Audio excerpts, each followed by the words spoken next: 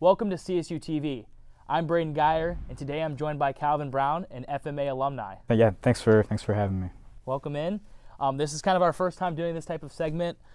This is going to be kind of just like an interview, getting to know you a little bit, your journey, what you had the opportunity to do here at Cleveland State, and anything else you want to talk about. So if you want to kick it off, you can just talk a little bit about yourself, your upcoming, and what brought you to Cleveland State. Yeah, so I'm an animation filmmaker. So I started, like since I was a kid, always doing like drawing and stuff like that, and then I got into like stop motion animation and have been doing that for a long time, and then like various other forms of animation, and then cause I started at Cuyahoga Community College. I was there for a couple years, and then I transferred to Cleveland State.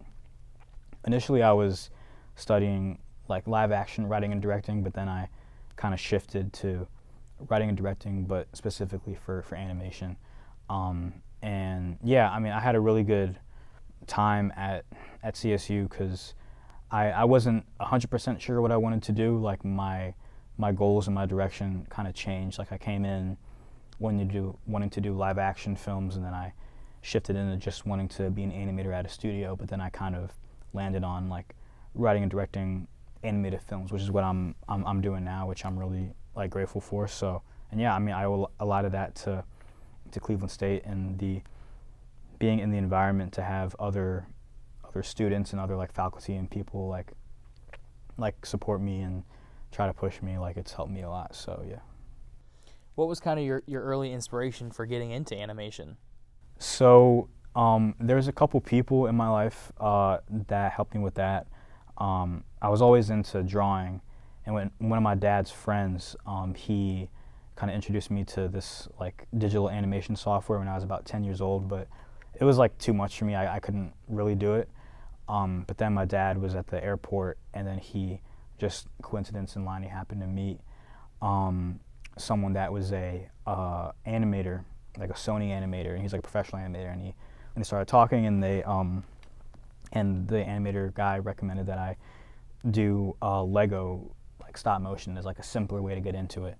And then I started doing that, and yeah, so just from the age of 10, that's when I kind of really started getting into Lego stop motion animation, and those are like my first films. Like I would think about where to put the camera and like which color lights. Like if I put a red piece of tissue paper on the light, it looks like menacing. If I put a blue one, it looks like day, like those kind of things.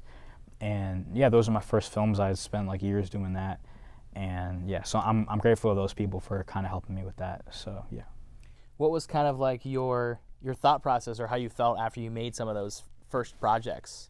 Yeah, I mean, I was like 10 or 11. Yeah, so I did it from about when I was 10 to like 14. That was like my earliest memories, and like I was just kind of having fun, but I didn't finish a lot of projects. Like I would do these like very short tests. Like that's an issue I had when I was younger. Even like I've been going through my old drawings, and a lot of them are just kind of like an eyeball or like a part of a face, and I just kind of like put that one aside and go to the next one, because you kind of like always get the next idea that you want to do. And I'm better about that now, but when I was a kid, that's kind of how it was. But I mean, I just had a lot of fun like making those, and there were a couple that were finished like for school. I think in 7th grade or 6th grade, there was like a history group project that our class did, and for that, like I brought my friends over, and we made like a Lego stop motion history TV like fake talk show episode, which is kind of similar to what we're doing now, but this is a real talk show. But yeah, so basically just having fun with that, and yeah, I wasn't thinking too critically. I mean, of course I wanted to push myself and like try new things. Like I made like a sticky tack monster that ate a Lego figure. I had people fighting each other, and was just kind of, even though I was just having fun with it, like I would get up before school in the morning and animate, and it wasn't like a grind, it wasn't work, but it was fun, and it ended up like actually being really impactful for what I'm doing. So yeah. That's awesome. When did you first kind of think that like this is what I want to do, as a career? Yeah, I'm trying to think. I mean, it was sort of recent because my career goals like shifted a lot. When I was at Tri-C, my career goal was to be an animator, because I picked up, so my first career goal was to do like live action writing and directing. That's what I wanted to do. But then I had I had some time doing that, and I kind of started to just feel like it wasn't a good fit for me. I wasn't really like cut out for it. And then I shifted to, well, I want to, you know, be an animator. Like I want to, in the now, make animated shorts, but I want to just be an animator at like a Disney or a Pixar or like a 2D, like an anime studio or something like that. That's like when I was at Tri-C, and then I kind of shifted back to wanting to do live action filmmaking as a career when I came to school here. And then when I figured that wasn't for me again, then I went back to being an animator at a studio. But I think through my time here, it was really through making this film. Like I made a short film called The Fisherman, and like making that, it was my first original animated short film, like fully completed original work that was animated. And I just enjoyed that so much. Like it was so much time. I remember like over like Christmas break, I was doing like unhealthy hours, like staying up way too late and getting up way too early and just working on it like all the time. But like I just enjoyed it. I just had so much fun because it was my own idea and it's my own story. And I think around then, that's when I realized that's what I wanted to do. And the actual reality of it, I wasn't sure how that was going to work, because looking around, you don't see too many like independent like animated films that aren't like for kids. There's nothing wrong with stuff for kids. I love those, but you know, it seemed like what you could do as writing and directing as an animator. Writing and directing animated films just seemed a lot more limited, and I didn't really see a lot of pathways. But you know, things have changed since then, and I'm grateful for that. But yeah, I'd say it was here, like, you know, making that film is when I realized like I want to write and direct animated like feature films. That's when I learned that. That's awesome. What kind of first drew you to Cleveland State? How'd you hear about it? So I was at Tri-C.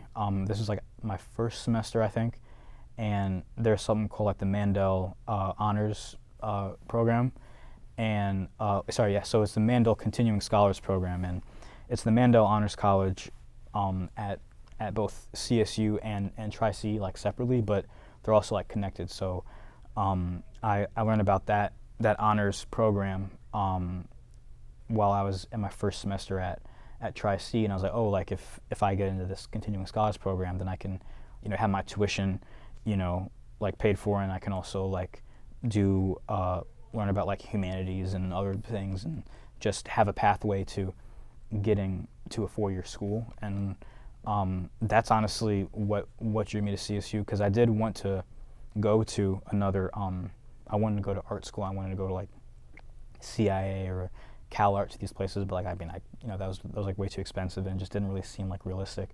But this opportunity to go to CSU came up, and then yeah, like that's how I first like heard about it, and I'm glad I did that. So yeah. Yeah. What was kind of like your first couple semesters here like? You know, what did you get to work on or experience? Yeah. So the first semester when I got here is when I was like, okay, like maybe in the past I had some difficulties with live action filmmaking, but you know, I saw CSU had a filmmaking program, so I was like, maybe having faculty and teachers in a structured program would make a difference. So I did that, and I enjoyed it. Like my first semester, I like made some friends and was, you know, mostly working on my own film, but that was good. And then the second semester, like things started to really pick up. Like I made more friends and had like more of a group, and yeah, I just really enjoyed it. I was again, mostly working on my own projects, but I would help other people with theirs. Like I was helping on other people's crews, doing like lighting and like helping with the camera and stuff like that.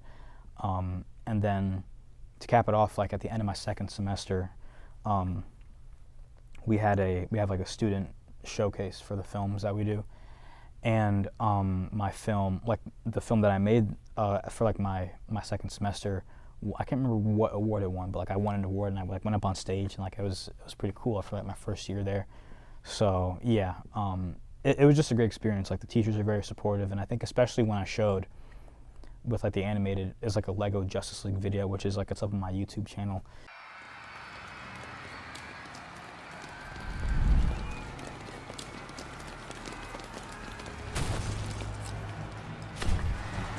I'm a giant starfish.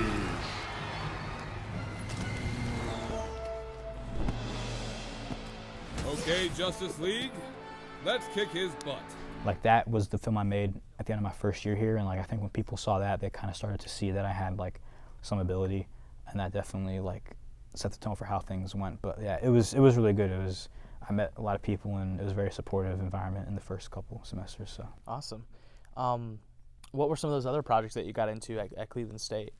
So throughout my whole time here, it's been mostly focused on my own, but I've helped with other people's. Like, there were, because part of what you're encouraged to do is obviously, yeah, if you're into writing and directing, you write your own and direct your own films, but you're encouraged to help on other people's films. So like for my 3 years here, I've helped on like numerous other films, doing kind of odds and ends, like being a production assistant, just helping like, with whatever needs to be done on the day of shooting, or like, like helping like cook meals and bring food for people to have, like, and it's nice because you get an appreciation for like how much work, goes into a film, even though like I'm not, at the time when I was doing that stuff, I thought it would be like more relevant.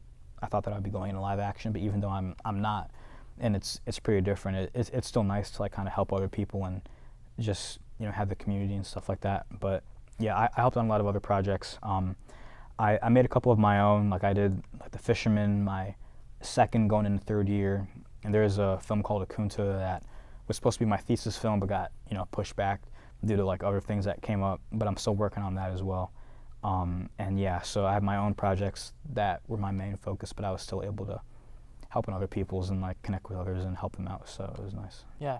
Is there a moment here that happened at Cleveland State that like you always look back and like, man, that was like a really good time or a really good experience?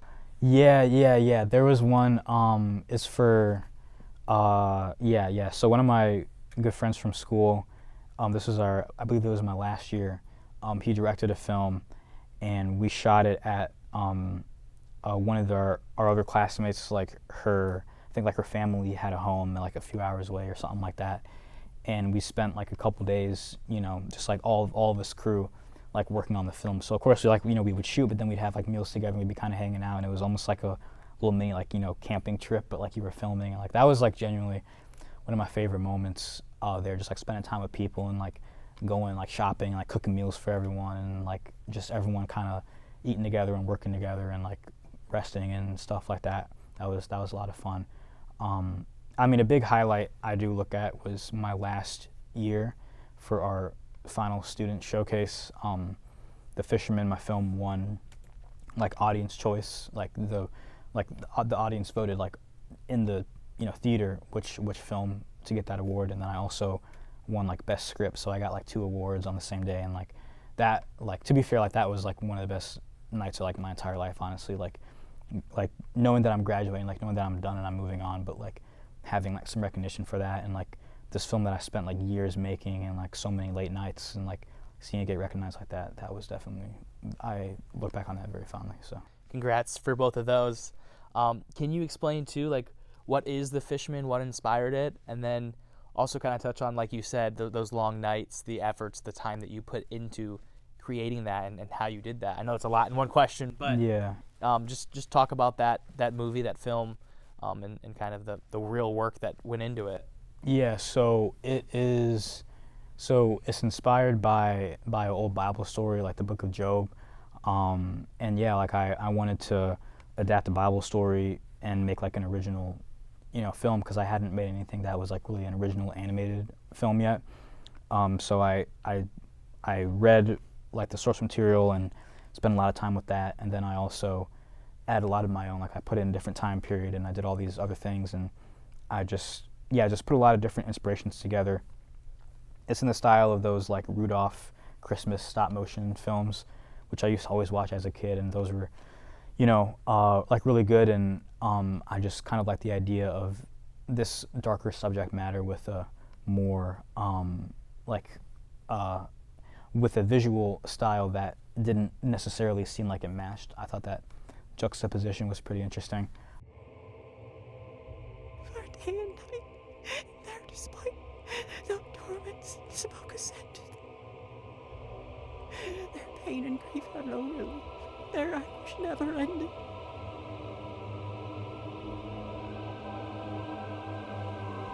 There must they lie and never die, no dying ever day. And then I set it in like New England in 1630s, so I had to like research early modern English and like the grammar and the vocabulary and even the accents to really make it feel like it was from hundreds of years ago. And yeah, it was like the research was a lot, you know, to learn the lifestyle of a fisherman back then and like what their house looked like and what they ate for meals and like what the clothes they would have worn. All those things are like very meticulously researched. Again, like grammar, vocabulary, sayings, like all these things. And yeah, I mean, and as far as the work on it, yeah, I mean, it was a lot of work because I did a lot of it myself. You know, I was the only animator on the film. There were other people that helped on the film, of course, like sound, music. There's another artist that did a couple character models, which was like the two best models, in my opinion, in the film. Those were really good. But yeah, I did so much of it myself, and it just took a lot of time. Like, I remember it was Christmas break. I think it was Christmas break of 2023. Yeah, it was at Christmas break. I was like animating. I was, yeah, it was like, I mean, I don't think, I wouldn't like to do that again. I mean, not that I wouldn't like to. I enjoy spending time on it, but I think it's important, like, get good sleep and be balanced in your life. But I was just like, I was just in it. I was like spending all day, but like I was having like fun. Like it didn't feel like it was work. It, you know, it was just something that I like to do. And yeah, but like it paid off. Like the film did well. It played at a couple film festivals, and like I got, you know, awards for it. And it's playing at the Cleveland Cinematheque next week, and it's going to be on YouTube the day after. And then like that film has done a lot for me. Like, you know, that film is what got me like the opportunities that I have now. So like that work, you know, has like, it's paid off like a lot more than I'm sure I even know now. So yeah. So more on the technical side, how did you create that? Like what is the software? How does it work? How long have you worked with the software? Yeah, so it was made in Blender. It's like free animation software. I started in Blender when I was 16 or 17 for like maybe like a year or so trying to do it, but I wasn't able to really get any animation done. I was just kind of playing around with it. But then I took it more seriously around COVID, like 2020. And then since then I've been working in it consistently, so like I know it very well. But yeah, I mean, it was a very, very difficult like process because it was a first for me. Like I hadn't really modeled and rigged my own characters before. I had made these Lego short films before that are on my YouTube channel, like that are made in Blender, but I had to like make like the house and the cloth and like all these things, and it was very challenging. So it was a lot of, you know, learning. But yeah, I mean, it starts, you know, from like concept art. I, you know, drew pictures of what the characters would look like, and then I modeled them like out of, like you could say, like three-dimensional clay, essentially sculpting them and adding their nose and their fingers and their eyes, and then like adding hair and then cloth simulations for their clothes, and then looking at images of like a real life like 1630 fisherman cabin and kind of trying to replicate the wood and the straw and all those things. And then so I started writing it around October of 2022. I actually think that's maybe when the script was done, October and November of 2022. And then the film wasn't like finished until March of 2025. So it's a long time. It wasn't all like full time on that. I was in school, I was working on other projects, but it was a lot of time on and off. It was mostly done by May of 2024 when I graduated and when it showed at the student festival, but for like almost a year after that, I was just kind of tinkering with it, and you know, we were getting sound and music and things redone. But yeah, it was a lot of work, but it was just, you know, like I was able to learn. Most of my learning from Blender came like from YouTube and just picking small projects and then gradually increasing the scope of them until I was able to make a full, you know, short film on my own. So yeah. So yeah, you put a lot of work into it, and obviously you can see it pay off with how great the film looks. But kind of closing your time at Cleveland State, what advice would you give to students now, maybe FMA specifically students, as they're getting close to graduating too and entering the field? Yeah, I would say like really be ambitious with your films. Like, not even necessarily like the scope, like making a 30-minute film, but like if you make a 10-minute film that's like that takes like really big swings with how you shoot it or the subject matter, or maybe you like I would just say really push yourself, because that's, you know, you have like the safety net of being like in school, you know, and you have, you know, other students that'll support you and faculty that'll support you, and like when you graduate, like it's a lot more difficult to get people around like for a weekend and to get people work on pre-production for months when like it's not their grade to do it.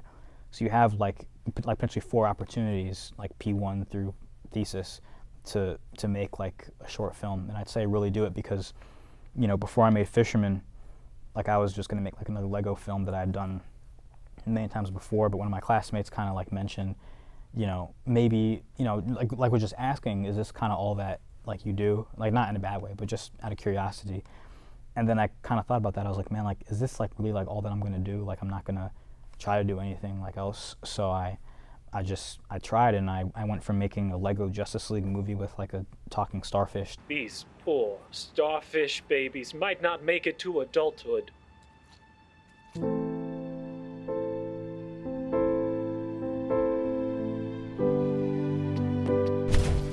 Everyone, stop! This is a living creature just like you and me. Sure, it may be a giant starfish from outer space, and yes, it killed about 70 innocent people. But it too deserves a chance at life. Kaboom! No! Yeah. To like a really horrifying like story.